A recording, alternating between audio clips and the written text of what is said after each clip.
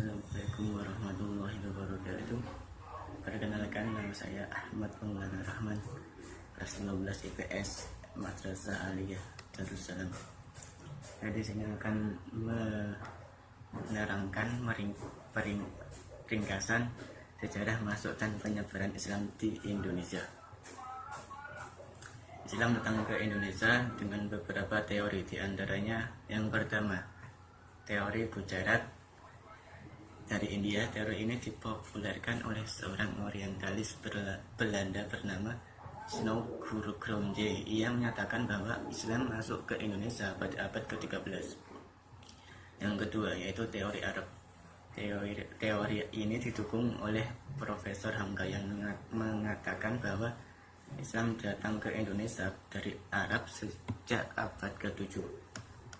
Dan yang ketiga, teori Persia, dicetuskan oleh Husain Jajadiningrat. Teori ini menitikberatkan pada aspek budaya yang hidup di kalangan masyarakat Islam Indonesia.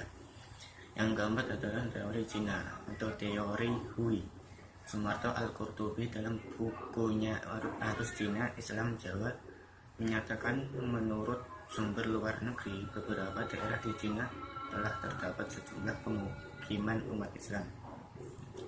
Dan penyebaran agama Islam di tanah Jawa yang terkenal adalah Wali Songo, yang terdiri dari yang pertama Sunan Maulana Malik Ibrahim, yang kedua Sunan Ampel atau Raden Rahmat, yang ketiga Sunan Giri atau Raden Baku, dan yang ketiga Sunan Bonang atau Maulana Maktum Ibrahim, yang keempat yang kelima Sunan Derajat, yang keenam Sunan Kudus, yang ketujuh Sunan Kalijaga, yang kedelapan Sunan Muria atau Raden Umar Said, yang ke-9 Sunan Gunung Jati atau Syarif Hidayatullah.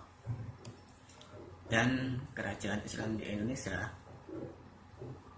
yang pertama Kerajaan Samudra Pasai berdiri pada abad ke-11, terletak di pesisir timur Aceh dan merupakan kerajaan Islam pertama di Nusantara. Pendiri dan raja pertama Samudra Pasai adalah Meurah Khair. Yang kedua, Kerajaan Aceh mencakup wilayah Banda Aceh dan Aceh Besar, dipimpin oleh ayahnya Ali Mengkoyat Syah. Kemudian Ali Mengkoyat Syah mampu menguasai Kerajaan Samudra Pasai dan kerajaan kecil lainnya. Dan yang ketiga, Kerajaan Demak yang dilatar belakangi melemahnya Kerajaan Majapahit. Raja pertama adalah Raden Fatah yang memerintah pada tahun 1500 sampai 1518 Masehi.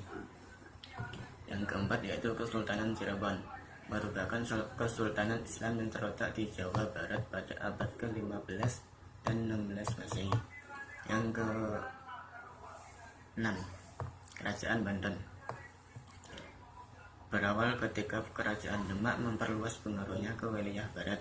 Pada tahun 1524, Sunan Gunung Jati bersama pasukan Demak merebut pelabuhan Banten dari Kerajaan Sunda dan melahirkan Kesultanan Banten. Kesultanan Banten berada pada puncak kejayaan pada masa Sultan Agung Tirtayasa. Yang ke-6, Kerajaan Ternate dan Tidore, terletak di Pulau Halmahera, Maluku Utara. Yang ke-7, Kerajaan Goa dan Talo. Kerajaan ini terletak di Sulawesi Selatan dan saling berhubungan baik. Demikianlah yang dapat saya sampaikan. Bila ada kesalahannya, saya mohon maaf.